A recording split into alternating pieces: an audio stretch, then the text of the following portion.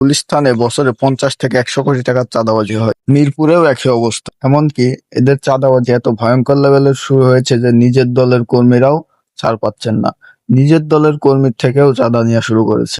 আমি দু একটা নিউজ দেখাই। চাঁদা দিতে অস্বীকার, যুবদল নেতাকে তুলে নিয়ে হাত পা ভাঙলেন বিএনপি নেতা। ফরিদপুরে চাঁদা না পেয়ে কৃষক দল নেতাকে কুপিয়ে জখম, হোটেল ভাঙচুর। চাঁদার দাবিতে পিকআপ চালককে বৈদ্যুতিক শক দিল যুবদল। রিক্সা স্ট্যান্ডে চাঁদাবাজি নিয়ে শ্রমিকদের দুপক্ষে সংঘর্ষ। নোয়াখালীতে বিএনপি নেতার বিরুদ্ধে 2200 লিটার ডিজেল লুটের অভিযোগ। চলছে নীরবে চাঁদাবাজি।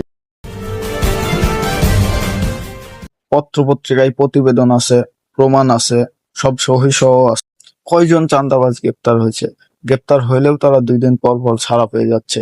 চাঁদাবাজদের নিয়ে কথা বলতে একটু ভয় লাগছে, যদি আবার কেউ কিছু বলে তুলে নিয়ে চলে যায়। আর এটা আমার ফার্স্ট ভিডিও, আপনারা দেখে অবশ্যই বুঝতেই পারছেন একটু নার্ভাস আছে। তো ইনশাল্লাহ আমি ভিডিও চালিয়ে যাব, চেষ্টা করব দেশের জন্য কিছু করার।